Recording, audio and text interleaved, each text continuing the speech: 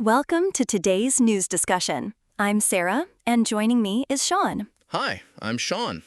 Let's dive into the stories making headlines today. Rescue workers in Laos have successfully evacuated 4 villagers who were trapped in a flooded cave for 10 days.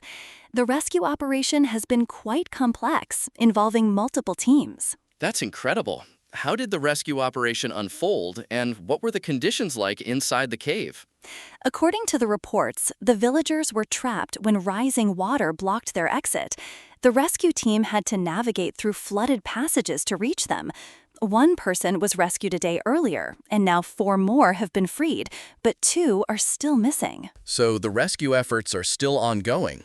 What are the challenges the rescuers are facing right now? The main challenge is the flooded cave and the risk of further water rise.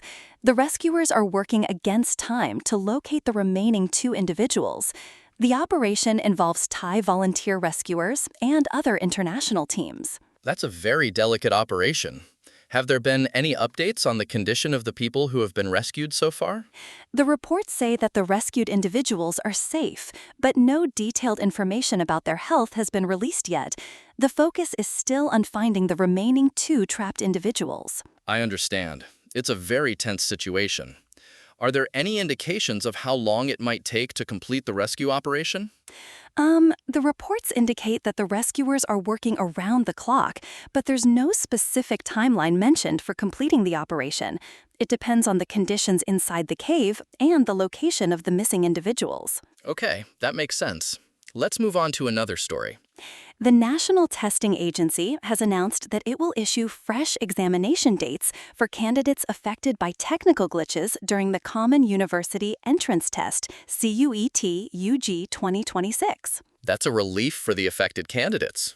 Can you tell me more about what happened during the exam? Apparently, there was a technical glitch at some centers, which delayed the test. The agency has taken responsibility and is providing a helpline number and email support for any assistance. So the NTA is revising the exam timings and providing compensatory time to ensure no candidate is disadvantaged. How many candidates were affected by this glitch? The exact number of affected candidates hasn't been specified, but the NTA has assured that the issue has been resolved and the examination is being conducted fairly. That's good to hear. What about the candidates who might have been disadvantaged despite these measures? Is there any support for them? The NTA has stated that they're ensuring no candidate is disadvantaged, but specific additional support measures for those affected haven't been detailed in the reports. All right, let's keep an eye on that story. There's been a lot happening in the world of research lately, with updates on climate, science, environment, and health. The latest news covers a wide range of topics. That's a broad category. Are there any specific breakthroughs or findings that have been making headlines recently? One of the articles mentions medical breakthroughs and climate change updates. There are ongoing studies and research in these areas, but specific details about recent findings aren't available in the summary. Okay, so it's more of a general update on the various research happening. Are there any particular areas where significant advancements are being made? The reports mention environment, computers, health, medicine, and physics as some of the areas where research is ongoing.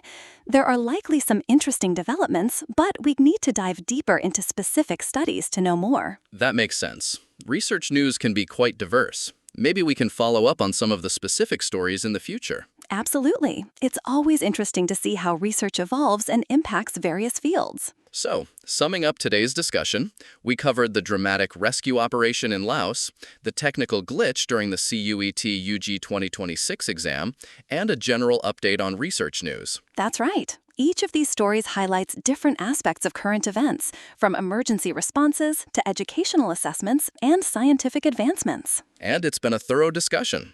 Thanks for joining me, Sarah. Thanks, Sean. That's all for today. Goodbye. See you later.